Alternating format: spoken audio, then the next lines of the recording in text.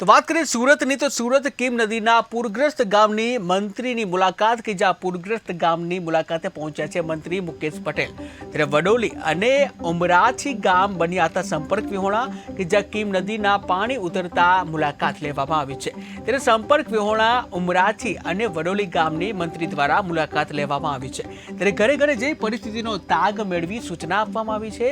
આ સાથે અસરગ્રસ્ત ગામોમાં નુકસાની સર્વેની કામગીરી પણ શરૂ કરવામાં આવી છે કે જ્યાં સુરતમાં જે કીમ નદીના પાણી ફરી વળ્યા હતા શહેરમાં, ત્યારે અસરગ્રસ્ત જે ગામો છે આ અસરગ્રસ્ત ગામોની મંત્રી દ્વારા મુલાકાત લેવામાં આવી છે.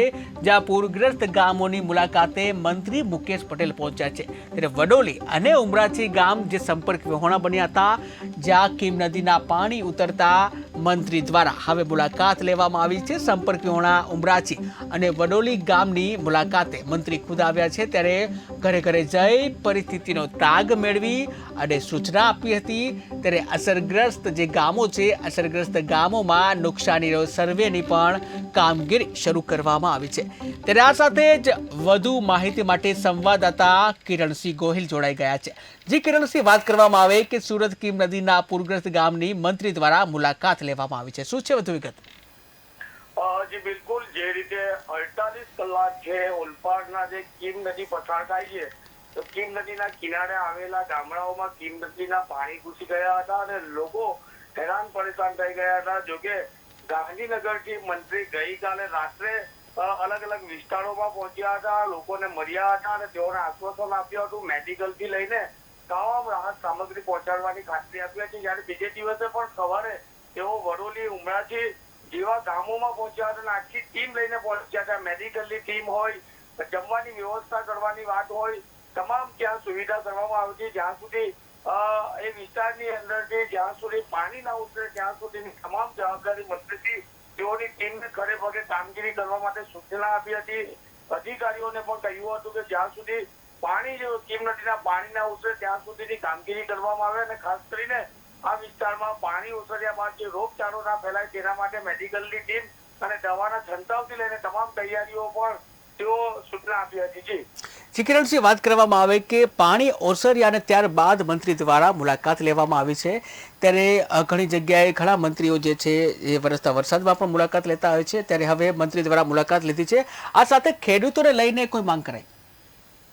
જી બિલકુલ, મંત્રી પાણી ઓસર્યા બાદ પહોંચ્યા નથી, પણ જે દિવસે સંપર્ક ગામોના કપાઈ ગયા હતા ત્યારે પણ તેઓ ટ્રેક્ટર લઈને વડોલી ગામની મુલાકાતે પહોંચ્યા હતા અને ત્યારબાદ તેઓ ગાંધીનગર ગયા હતા. ગાંધીનગરથી ફરી બીજે દિવસે તરત તેઓ પોતાના મત વિસ્તારમાં પહોંચ્યા હતા અને ખાસ કરીને ખેડૂતોને જે પારાવાર નુકસાની થઈ છે, કારણ કે કીમ નદીમાં બીજી વાર પૂર જેવા માહોલ સર્જાયો છે. પુષ્કળ પ્રમાણમાં ખેડૂતોનો જે ઉભો પાક છે તેને નુકસાન થયું હોય, શાકભાજી હોય, ડાંગર હોય કે શેરડીના પાક છે એમાં પાણી ઘૂસી ગયા હતા. કારણ કે કમર જેટલા પાણી ઘૂસી જવાના કારણે ખૂબ નુકસાન થયું છે.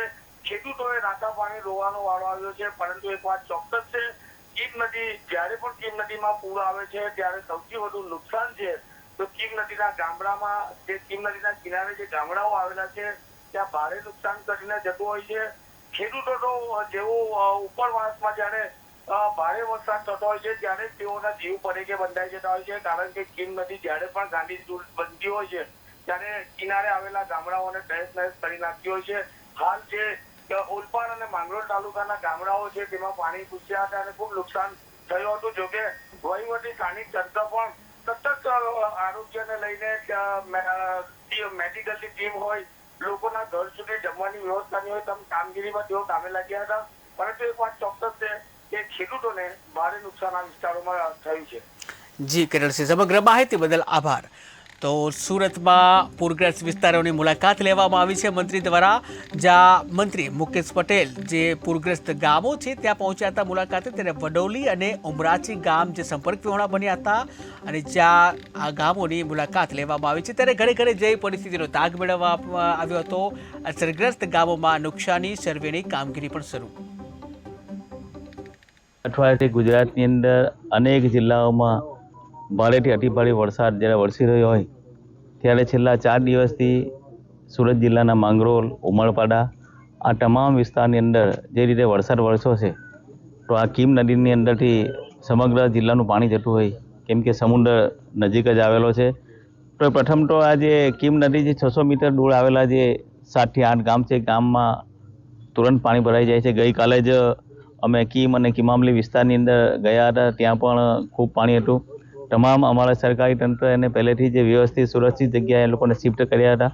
લગભગ 152 થી 162 લોકોને અમે શિફ્ટ કરીને ત્યાં રાખ્યા હતા. આ વિસ્તારને કાલે અમે રાત્રે આવ્યા, પણ એ રાત્રે અહીંયા આવી શકાય એવી પરિસ્થિતિ ના હતી. આજે અહીંયા અમારા સરપંચીને તમામ લોકોને ખાવા માટેની વ્યવસ્થા, જે નાના લોકો છે, આદિવાસી લોકો, તમામને ખાવાની વ્યવસ્થા કરી હતી. આજે જેવું પાણી ઉતર્યું તો મારી ટીમ સાથે અમે આવ્યા છે. આજે અમારા તાલુકા પંચાયતની ટીમે લગભગ આજે એક જ દિવસની અંદર 300 ઘરનું સર્વે પર કરી દીધું છે.